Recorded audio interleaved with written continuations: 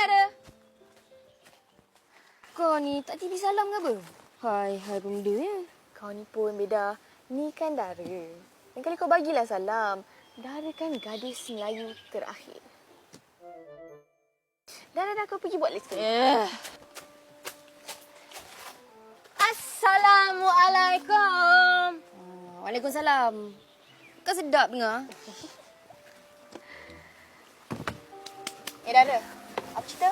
Kau dah ready ke tak nak uji bakat nanti? Aku ready. Tapi tu aku rasa macam nak tukar lagu lah. Kau nak nyanyi lagu apa? Aku cadangkan nyanyi lagu Inggeris. Tapi tu aku tak hati nak sebut perkataan dia satu-satu. Kalau bawa lagu Melayu tak boleh ke? Bukan tak boleh, cuma aku nak benda lain.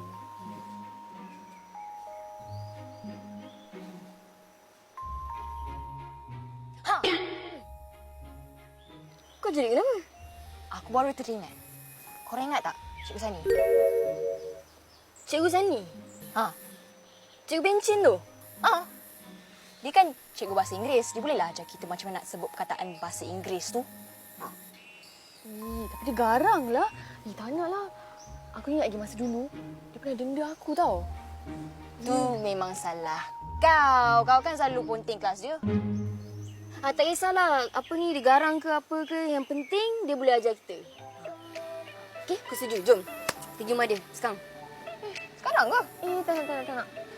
Oh, takut nanti dia marah aku lagi macam mana?